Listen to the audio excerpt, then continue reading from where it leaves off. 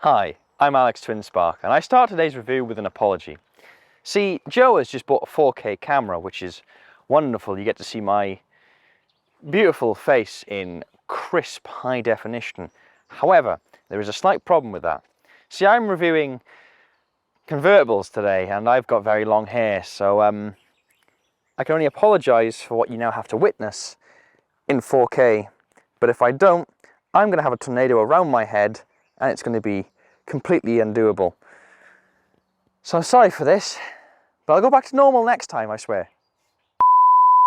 Now, rather typically, it is just absolutely tumped down with rain just to spite us on this shoot about convertibles and sunny weather and all that. But for the rest of the month, it has been bright, it's been warm, it's been hot even.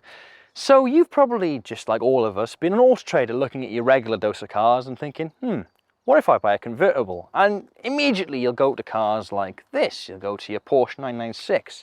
Now this is arguably my favourite Porsche 911 generation. Certainly one of them. And this is the Carrera 4. It's a really well spec'd model. It's got lovely wheels. It's got the RS spoiler. And it's the soft top version. So you'd be looking at your sports cars, your high-end sports cars, thinking, oh, it'd be great to have a real hard, fast-driving car that can have the roof off when I fancy. Or maybe you're looking at something like this, the Mercedes SLK. More of a hairdresser's car, but with its longish bonnet and its convertible roof and your air scarf and your lovely comfort and your executive lounge with no roof kind of feel, you can enjoy a car like that. But let's face the elephant in the room. It's a cost of living crisis. Fuel is costing more than it ever has. And these cars both cost 5 figures. You probably haven't got 5 figures right now, neither do I. So the reality is you're not looking at cars like these. And more at cars like these. You're looking at your 2-seat sports cars and your regular nice cars with a hard top roof. So which is right for you? Now, what do I mean when I say these are the cars you're going to find when you search them up on Auto Trader? Because obviously you're going to get more than just these two specific models.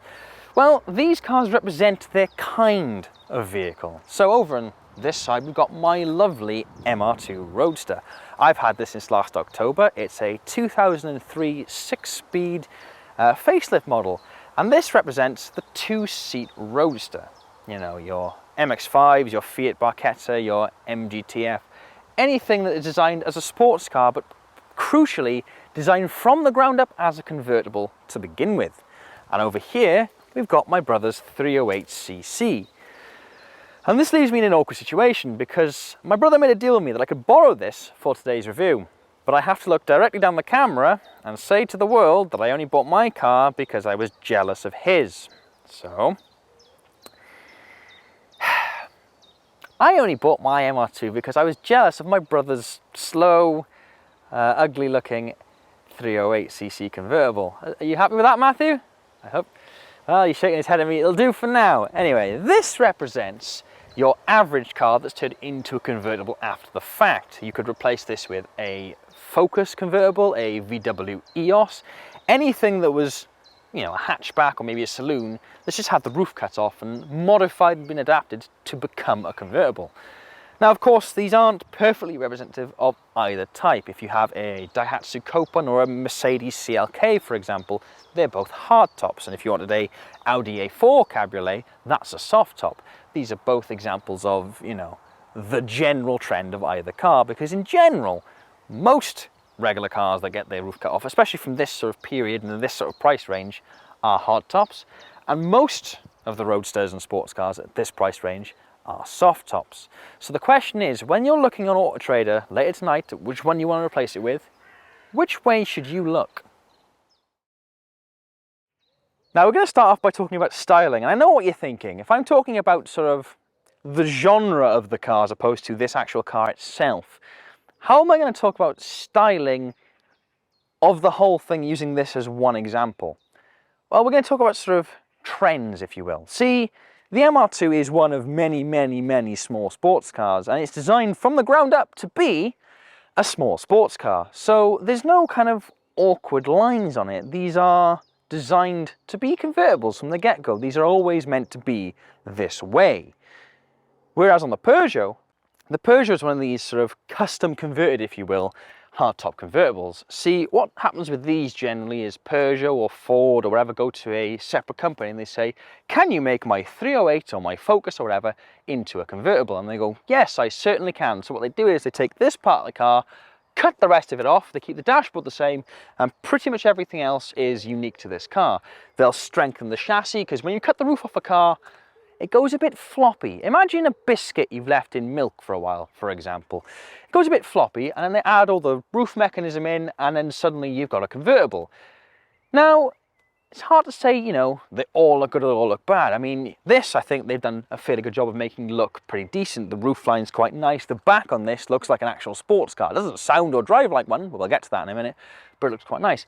But if you look at something like, say, a Megane convertible, it looks bloody terrible. If you look at a Focus convertible, it looks awful. But if you look at an EOS, not that bad.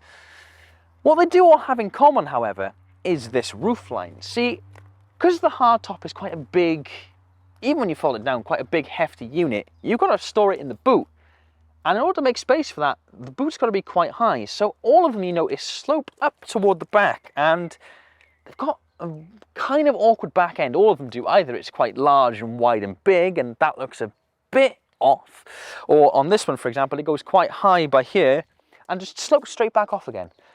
They all look a little bit awkward and a bit weird, which isn't too bad with the roof down, but you certainly notice it with the roof back up.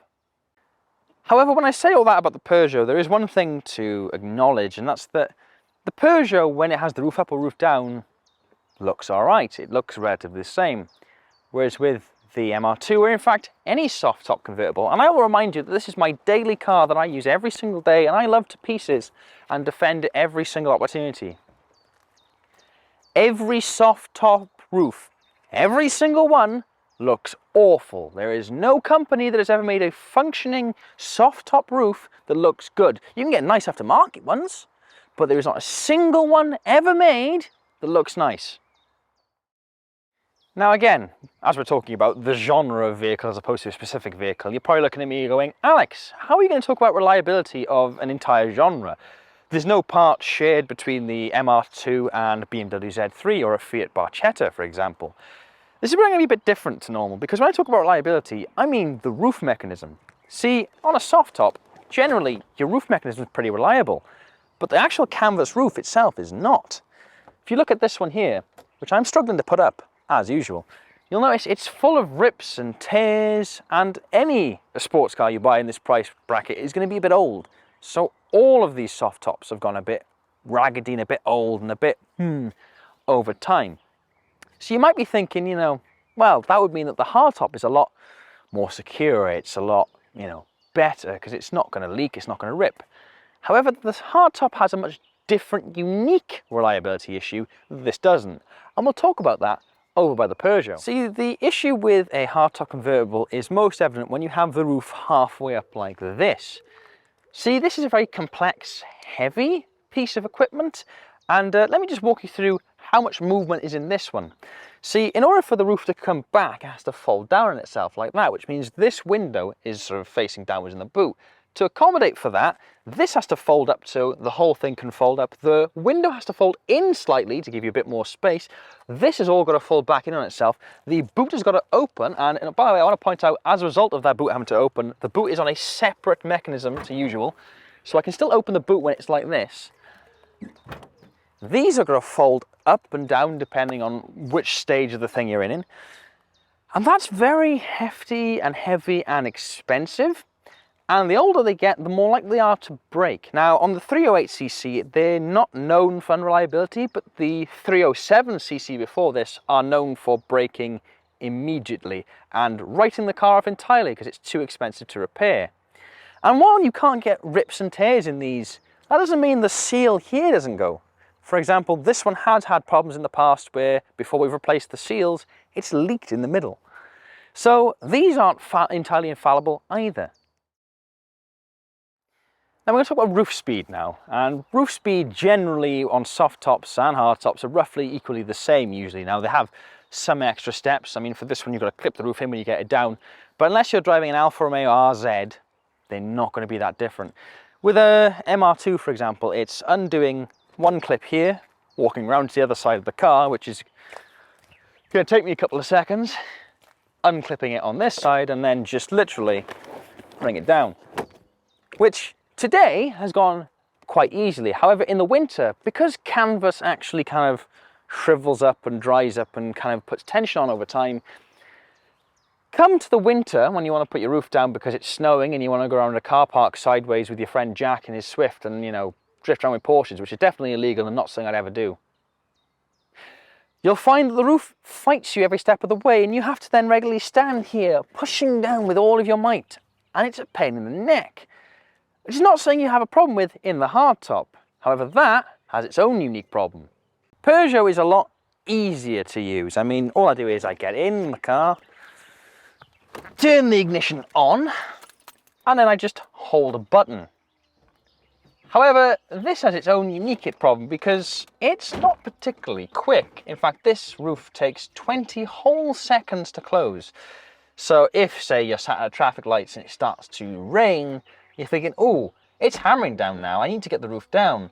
You've got to wait for all of this to go on before you can set off, because I think the top speed you can do with this roof in any sort of folding is 3 miles an hour. So you can't really pull off at a set of traffic lights. If you're going to put the roof up or down, realistically, you're going to have to pull over. And now we're going to talk about interior amenities. And I'm making sure to say the word amenities because Joe thought the word amenities was quite a big word that I wouldn't understand. But here we go. Amenities, amenities, amenities. Now I've had my fun saying that, let's talk about the Peugeot. Now, the Peugeot, as with most of these sort of custom-built, you know, hardtop regular cars, is you'll generally find they are very highly trimmed, or the top trim of the sort of standard road car given over to these companies to convert, and they're generally quite well equipped. I mean, for example, the Peugeot is, comparative to the regular 308, new, a lot more expensive, and I'm fairly sure these have held their values a lot better as well. But they're a lot nicer equipped than your average. I mean, I've got dual zone climate control, I've got a full, you know, multi-stereo speaker, which I haven't counted the speakers ahead of time because that would involve too much professionalism and I'm not about that life. But I've got dual zone climate control. On certain trims you can get an air scarf in the seats. I know in a lot of these sort of cars you can get speakers in the seats as well. Obviously it'll depend on which sort of, you know, company you're looking at, but they've got all sorts of amenities, you know, all the mod cons you'd expect in your nicely trimmed, higher trimmed cars. Whereas the MR2 has, well, I've got fans, got windscreen wipers, I got fog lights. Yeah, sports cars in general aren't particularly well equipped. They're kind of all about the lightness and the purity, and whereas the Peugeot, or any sort of class of that vehicle, is kind of the luxury form of that car. It's like the nice one, the top of the line. These just exist as that car. So, for example, mine didn't even come spec'd with air conditioning because the lightweight life. However, there is one thing, and I'm going to rub this in my brother's face till the end of time, that this car has that his doesn't. See, I can pull this flap out here, and I can take this water bottle, and I can put it in this cup holder. And now I have a cup holder that holds my drink. Do that in your Peugeot, Matthew. You can't, can you? Now, let's talk about practicality in the Peugeot. Again, this is where we're going to start. The size inside the cabin is actually really usable. I mean, I'm not struggling for space here at all. And in the back, you're not overly cramped. I've been in the back of this many times. You're actually not stuffed in the back. Okay, it's not the most roomy experience, but it's not bad at all. The main problem you get in the back in terms of being a rear passenger is the wind, because either the roof is up and you kind of sat a bit like this to give yourself the headroom from the roof, or you got the roof down and the wind is hitting you full force in the face, which I'm not going to be real annoyed at Matthew for making me sit through all the time at all. Of course, the other aspect of practicality comes with the boot space, and the advantage that all of these cars have, these sort of custom-built convertibles, is because they've got to fit all of that massive roof mechanism in the boot, you've got a lot of space back here. I mean, when I open this up, now they've all got this mesh screen type of divider, so you have to have that open to have the roof down. But when you don't need the roof down and you need to go for your average shopping, you can fit quite a lot in here. In fact, if you want to kill a couple of people, the body is very easy to dispose of with this car. And that's an advantage of all hardtops, because if you look at the SLK we used as an example earlier, that's also a hardtop, but it's a small hardtop, it's a two-seater car. And still, the boot in that was big enough to hold all of Joe's shoot gear for today, which is actually quite a lot. In fact, I'm fairly sure all of his stuff doesn't fit in the Polo quite that well. Hardtop boots are big. Whereas in the MR2, yeah. Now, in fairness, I will point out that the MR2 isn't particularly typical for a sports car. Your MX-5, your Fiat Barchetta, your MGTF, your Porsche Boxster, they've all got much larger boots than the MR2, but they're still not big. Remember, these cars are designed to be small, lightweight, nimble, tiny cars. Practicality was never the design brief. Now, this one does have a front trunk that you can put things in if you don't care about them. But yeah, sports cars are not practical, put it that way. Now, you might be wondering why in the sort of driving section of this review, you know, we've got the roof up when we're talking about convertibles with the roof down and all that. If we left it on, the wind noise you'd get through my mic would be so unbelievably bad, you'd hate me for the rest of my life, which, in fairness, I can't say I blame you for it. So we're going to keep the roof up, which does mean me tying my hair up in the first place to make myself look like an idiot was a bit pointless, but let's find out what they like to drive at least. So what is a purpose-built sports car like to drive on a back road? To the avail of no one, it's amazing fun. This one obviously is mid-engined. Your sports cars come in many flavour. You know, front engine, front wheel drive, front engine, rear wheel drive is usually the one people go for. I clearly have the best of the lot. Now, interestingly, we're now being held up by the exact other car we're reviewing in white, which is an unexpected turn of events. So we're going to cut now to when I'm past him, and we can talk a bit more about what this is like to drive. So, what's it like to drive? Now we've finally got a clear stretch of road to test it out on. Well, it's fantastic.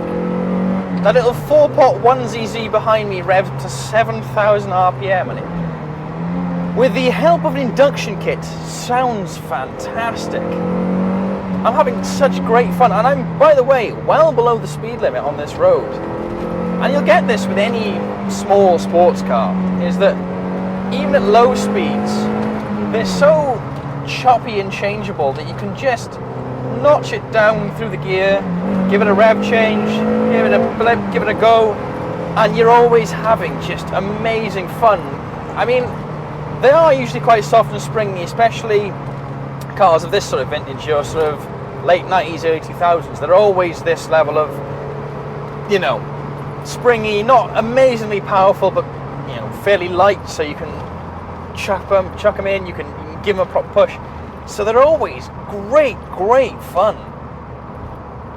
So how does that compare to the near 2-ton Peugeot? Wow. Well, trying to drive a car like the Peugeot 308cc enthusiastically is hopeless because, well, they were never meant to be enthusiastic cars. These are regular cars that have been made longer, heavier, and as a result, pretty slow. I'm giving this everything, and I'm barely moving, and the gearbox is horrible. It's like changing gears in a bag of wet sand. It's rubbish, and we go around the corners, and it's rolling like a boat. For enthusiast driving, it's one of the worst ideas possible, because it's not designed for that at all, and to its credit, you can't really expect it to be something fast and adventurous and all this, because that was never what it was meant to be. And the thing is, it's not like you get good fuel economy in the trade-off for that either, because you've got to bear in mind all of these cars, they are effectively modified, but to be heavier. The steel sort of chassis bracing they've got to put in to make it, you know, stiffer, that's heavy. The roof mechanism is incredibly heavy. So this car weighs, if I remember correctly, somewhere between 1,600 and 1,800 kilograms. That's a lot. That's nearly double the Toyota. And the Toyota is effectively built from leftover Toyota parts bin, so it's got a taxi engine in effect. And all of your small sports cars are like that. Your MX-5, for example, the BP whatever engine, that's a regular family car engine originally. It's from Mazda 623 or something like that. They're not meant to be performance engines, and that's kind of what sports cars have always been about. You just build the best with what you've got. You don't get that with this. This is not a sports car. This is a rolly hatchback that's been lengthened and had the roof cut off. But there is an advantage to this over the MR2. See, the thing with the MR2 is, as fun as it is to belt on a back road, you're not always belting it around a back road. I mean, for the moment, we're on one, and I'm stuck behind a cyclist. So I'm going 35 miles an hour while the traffic ahead of me builds up. And this is where your small sports cars have some disadvantages. The soft top roof doesn't exactly deaden any noise at all. It's incredibly loud in here all of the time. And I say that as someone who drives this car every single day. I'm not really going fast and it's loud. Now that's fun, sure. But when, say, your girlfriend lives 2 hours drive away down the motorway and you want to go see her to have some canoodling, you do have to run into the issue of you're sat in a car with no cruise control, relatively stiff suspension, and next to no noise deadening whatsoever, with a roof that flaps, especially now with all the rips in it. A roof that flaps and makes noises and whistles and all of that the whole time. And with the engine behind me being quite shouty, which admittedly isn't a fault that you get in all small sports cars, but I definitely think it's something you get in this one, that can get quite tiring. Like, I regularly have headaches on long journeys in this. So that is something to consider if you do want a small sports car. Whereas you don't really get that in this. This is really, really quiet, and because of that soft rolly suspension, it's very comfortable. You've got plenty of space to move around. I'm not cramped like I am in the MR2, and by the way, that's not just the MR2 that you'll be cramped in. It'll be every MX-5, every Fiat Barchetta, GTF, all of them. They're all small inside because they're meant to be small chuckable cars. This is built on a larger car to begin with, so you've got plenty of space. It's longer, so the wheelbase is a lot more stable. It absorbs a lot more bumps. I've got cruise control in here. For the most part, I do have working aircon. It does need regassing, but it does work other than that, you know. This is a lot more comfortable and livable than any sports car will be, and all of these hardtop convertibles will be much the same. You've got to bear in mind, these are built from regular cars. Regular, everyday, usable cars, and at that, usually the nicer, higher trim. So if you want to have one as a daily, realistically, this is the one to go for. So which direction will I tell you to look? See, that's where it gets a bit awkward, because it might sound like I don't like this very much at all, because I kind of don't. Not because it's a bad car anyway. In fact, for my brother, it's absolutely perfect, because my brother needs a large vehicle that's quite practical and can get around fairly easily. It's spacious, it's comfortable on long journeys, and all of that. But that's not the car I need. The car I want is the fast, fun, sporty one with all of the sort of issues and bugs that make it difficult to live with every day. I mean, for example, at the moment, there's a bag of seed in the massive vacuous boot in the back here for the birds we have at home.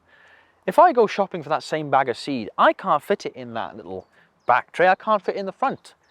So it's got to go on my passenger seat, which is fine for me because I don't have many passengers very often. And therein lies the question to you guys, because I can tell you which one I prefer, But are you the same type of person as me? If you are, easily go for the Roadster. But if you need a daily livable car that you can use as your only vehicle and it's comfortable long distance and you can have the roof up and it's quiet and comfortable and sedated nice, then obviously go for the regular car with the roof cut off. And that's kind of all the advice I can give. But obviously, because I need to wrap this up with the narrative, I'm going to say the MR2 is better in every way and my brother's car is rubbish. Love you, Matthew. Anyway, that's the end of today's review. Thank you for watching. If you've got your own car you want to submit to this, and please do. We love seeing all the interesting builds we've got coming up, the regular cars that are a bit interesting, a bit unique. We love them and we want to drive them. So if you message me on Mr. Twinspark at Instagram, I'd love to see what you've got to offer and we'd love to come and drive it. But until then, have a nice time, folks. Hi, I'm Alex Twinspark. I definitely haven't dumped the real Alex Twinspark in his MR2. And I'm here to tell you as a micro-influencer how terrible my brother's superior car is compared to my MR2. It is superior in every way, but I do not want to admit it. That is all. Or any small sports car. When I put the roof up, it's a soft top. Soft top.